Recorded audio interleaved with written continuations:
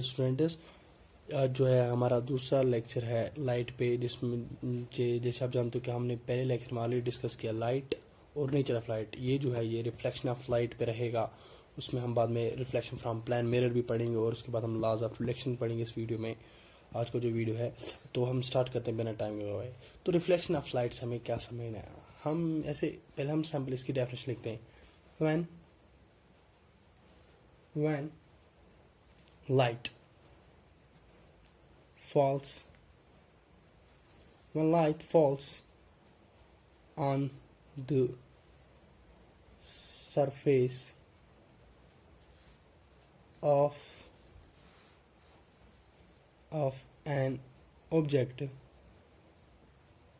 of an object it sends back light. It sends back light. जब light falls on a surface of an object, it sends back light. It sends back light. जब भी light जो fall करती है किसी भी surface के object पे, वो सेंड बैक करती है light. The process of sending back of light, the process of sending back of light when it falls on the surface of an object is called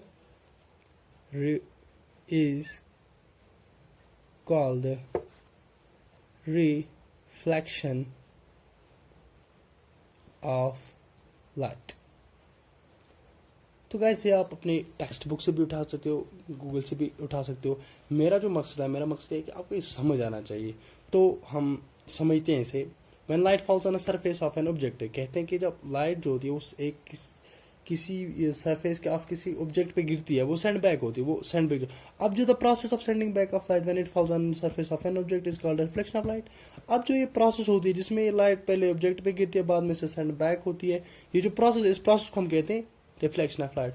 तो अपने रिफ्लेक्शन ऑफ लाइट से क्या समझा कि जब light गिरती है किसी भी ऑब्जेक्ट पे, उसमें से जो लाइट वापस आती है, ये जो प्रोसेस होती है, इसे हम कहते हैं रिफ्लेक्शन ऑफ लाइट। तो रिफ्लेक्शन ऑफ लाइट से हमने ये समझा कि जब लाइट गिरती है किसी भी ऑब्जेक्ट पे, जब वो लाइट वहां से वापस आती है रिफ्लेक्ट होके, जो प्रोसेस होती है उस प्रोसेस को हम कहते हैं रिफ्लेक्शन ऑफ लाइट।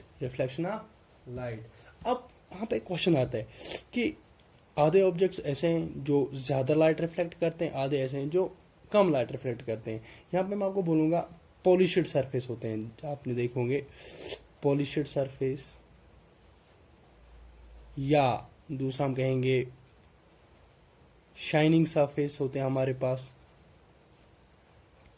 ये जो होते हैं ये मोस्ट ऑफ लाइट जो होती है इनकी क्या होती है, वो रिफ्लेक्ट होती है। ये ज्यादा लाइट रिफ्लेक्ट करते हैं, कौन, पॉलिश्ड या शाइनिंग सरफेस। और वहां पे दूसरी चीज है, अब वो कौन है जो अनपॉलिश्ड होंगे, अनपॉलिश्ड सरफेसेस वो, या डल सरफेसेस होंगे। ये जो सरफेस होंगे ये थोड़ी सी कम लाइट रिफ्लेक्ट करते हैं, किससे, पॉलिश्ड या शाइनिंग सरफेस से। तो ये आपने पढ़ा कि जो पॉलिश्ड सरफेस होंगे वो ज्यादा लाइट रिफ्लेक्ट करेंगे, जो अनपॉलिश्ड होंगे वो कम लाइट रिफ्लेक्ट करेंगे। अब हम एग्जांपल लेते हैं कि चलो हम चेयर के एग्जांपल लेते हैं। लाइट पे हम थोड़ा सी चेयर के एग्जांपल लेते हैं। देखो जब हम रूम में आते हैं अपने में, अगर हम एक रूम में चेयर रखेंगे तो रूम से क्या होती है, रूम से हर एवरी साइड उसकी क्या, वो लाइट रिफ्लेक्ट होती है। हम चेयर को रूम के किसी भी साइड से देख सकते हैं, और वहीं पे हम लेंगे चेयर को हम किसी भी साइड से देख सकते हैं। और वहीं पे हम एग्जांपल लेंगे मिरर की। जो मिरर है ये ओनली इन वन डायरेक्शन दिखाता है, वन डायरेक्शन। तो यहां से आपको ये समझना है, जो चेयर है ना, it's a rough surface, rough surface की ये खासियत है कि अगर हम रफ सरफेस होते हैं, ये हर डायरेक्शन में लाइट को स्क्रैच करता है या रिफ्लेक्ट करता है।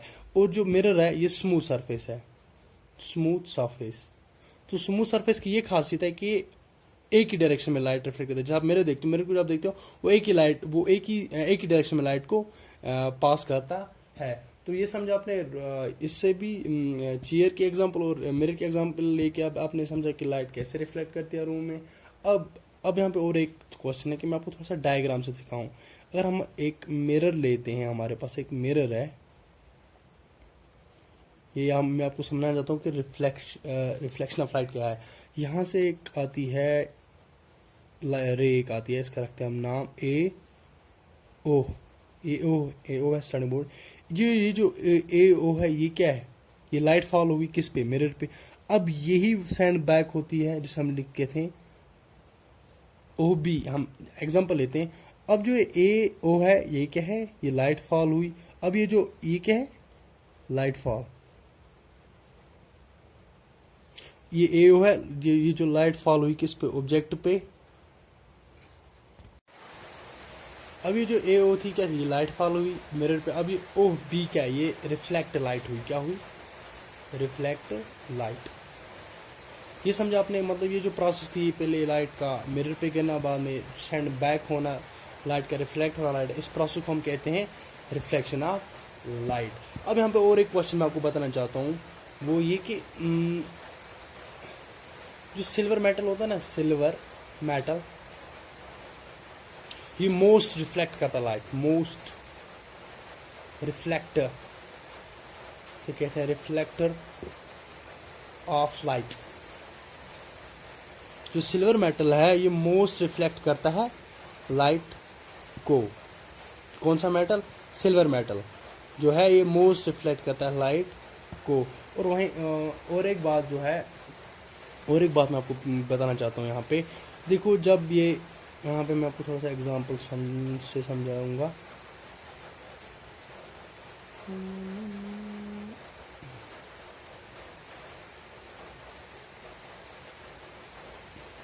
एक ये और दूसरा एग्जांपल हम ऐसे लेंगे।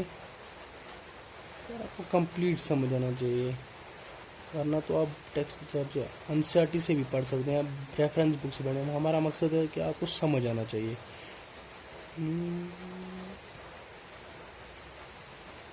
ये जो है ना, ये जो आप डायग्राम देख रहे हैं, इसे हम कहेंगे कन्वर्जिंग लाइट, कन्वर्जिंग रेज। क्योंकि कन्वर्ज हो रही है, एक जगह आके जमा हो रही है। और वहाँ पे आप ये एग्जांपल लेगा, that mean they are diverging.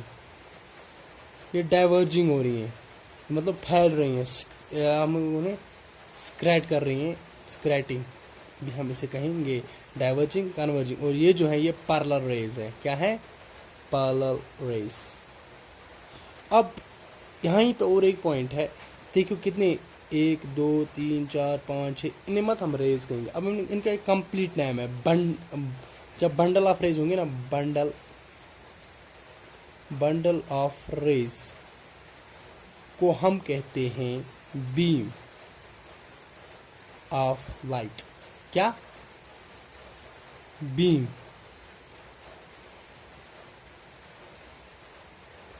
उसे हम कहते हैं beam of light. Bundle of rays को हम कहते हैं beam of light, beam of light. जब बंडल ऑफ रेज होंगे तब हम उन्हें कहेंगे बीम ऑफ लाइट। अब जो हमारा टॉपिक है वो है reflection of light from plane mirror.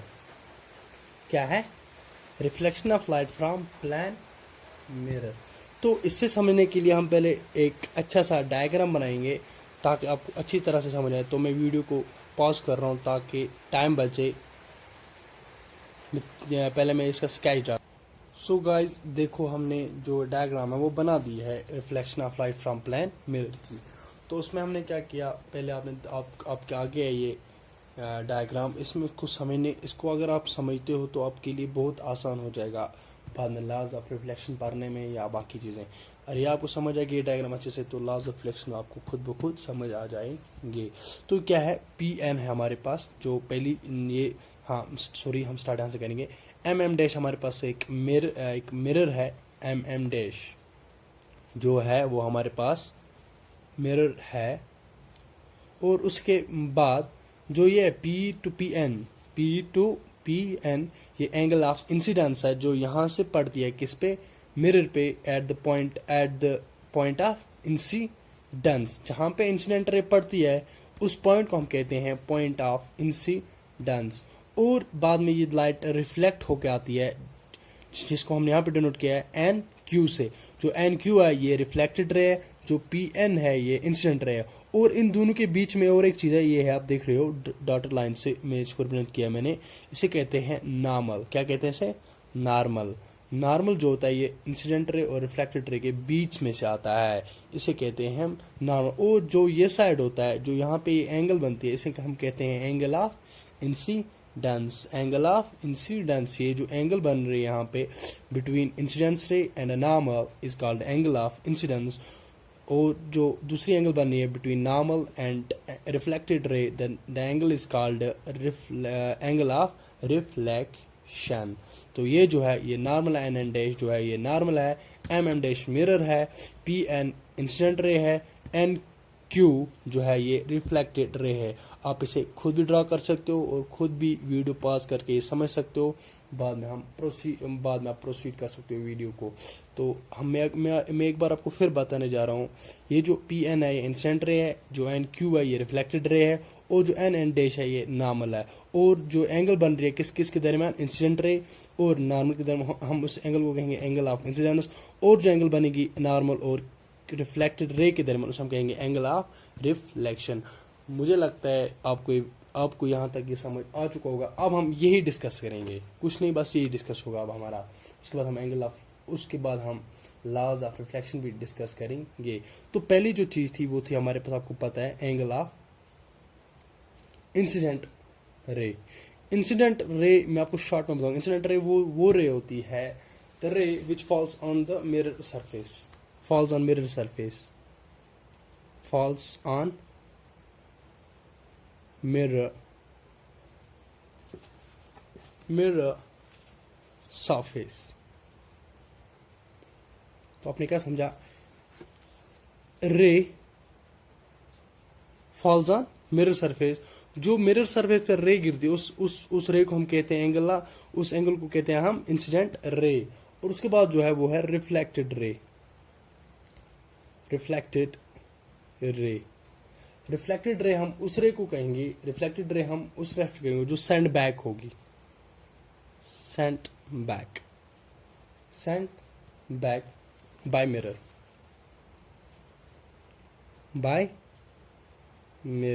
Incident ray falls on the surface mirror, जो the ray which falls on the surface of mirror is called incident ray, जिसे मैंने शॉर्ट में यहाँ पे लिखा है falls on the mirror surface. जो mirror surface पे फॉल करी उसे हम इंसिडेंट रे कहेंगे। और जो मिरर से रिफ्लेक्ट होकर वापस आएगी उसे हम कहेंगे रिफ्लेक्टेड रे। और जो तीसरा पॉइंट है वो है point of incidence. Point of incidence वो पॉइंट होता है जिस पे इंसिडेंट रे फॉल करती है। वायर हम यहां पे लिखेंगे where incident ray falls, incident ray falls, जिस पे इंसिडेंट रे फॉल करी उसको हम कहेंगे point of incidence. So point of incidence वो पॉइंट होता है, मैं आपको दिखा भी रहा हूं यहाँ पे डायग्राम से, ये होता है पॉइंट ऑफ इंसिडेंस। यहाँ पे इंसिडेंट रे फॉल करती है उस पॉइंट को हम कहेंगे, जहां पे इंसिडेंट रे फॉल करती है उस पॉइंट को हम कहते हैं पॉइंट ऑफ इंसिडेंस। और तीसरी और चौथी जो बात है वो है नॉर्मल की। नॉर्मल जो नॉर्मल लाइन होती है ये होती है right angle to mirror, right angle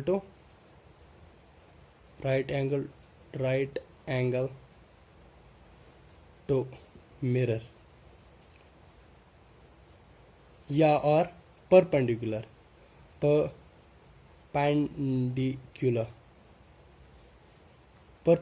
to mirror. तो नॉर्मल क्या होता है, ये राइट एंगल टू मिरर होता है या परपेंडिकुलर टू मिरर होता है। अब यहाँ पे बचा angle of incidence. Angle of incidence यहाँ पे बचता है बाद में,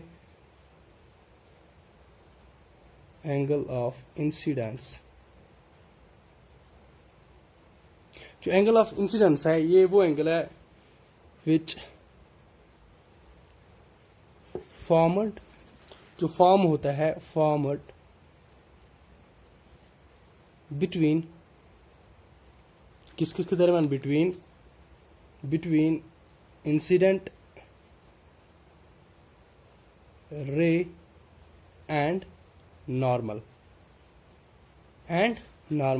और दूसरी बात एंगल ऑफ जो रिफ्लेक्शन है,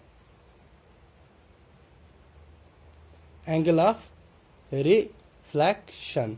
एंगल ऑफ रिफ्लेक्शन है जो फॉर्म होता है formed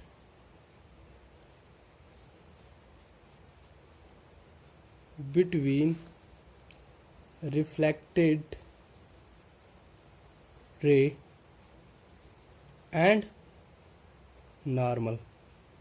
angle of incidence formed between incident ray and normal. Angle of reflection formed between reflected ray and normal, अब ये आपको समझ आ चुका होगा। अब देखो करना है क्या, अब जो हमारा टॉपिक है वो है laws of reflection. Laws of reflection जो है, फर्स्ट लॉ जो है वो कहता है, फर्स्ट लॉ जो स्टेट्स करता है वो करता है द इंसिडेंट रे reflected ray and the normal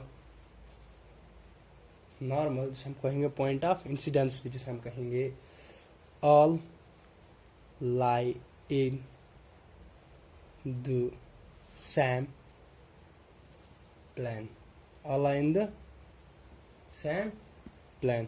ये था फर्स्ट लॉ में कहते हैं angle of incidence, reflected ray and the incident ray, the reflected ray and the normal all are in the same plane. This is first law. And second law जो है, second law उसके मुताबिक जो angle of reflection is equal to angle of incidence।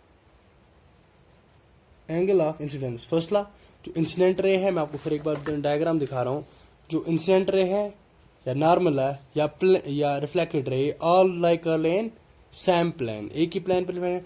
वो जो second है वो कहता है जो एंगल ऑफ इंसिडेंस है ये एंगल और ये एंगल ऑफ रिफ्लेक्शन, ये दोनों एंगल आपस में बराबर हैं। हम एक एग्जांपल लेते हैं, अगर हमारे पास इसके मुताबिक जो एंगल आई होगी वो होगी is equal to angle R, या जो एंगल आर होगा वही होगा एंगल आई। तो इसका हम एग्जांपल लेते हैं। अगर हमारे पास ये कोई मिरर है, इस पर हम ऐसे स्ट्राइक करते हैं, ये लाइट्स में होती है, ये नॉर्मल है। अगर ये एंगल है ना 45 डिग्री, तो ये एंगल ऑब्वियसली 45 डिग्री होगी। अगर ये एंगल है 75 डिग्री, तो ऑब्वियसली ये एंगल भी 75 होगी। तो यही है एंगल ऑफ इंसिडेंस जो होगा वो एंगल ऑफ रिफ्लेक्शन के बराबर होगा, और जो एंगल ऑफ रिफ्लेक्शन होगा वही एंगल ऑफ इंसिडेंस होगा। इस वीडियो में इतना ही। अगर आपको ये वीडियो अच्छी लगी तो वीडियो को लाइक करना है, चैनल को सब्सक्राइब करना है और बेल आइकन का बटन दबाना है, ताकि आप नई वीडियो देखते रहें।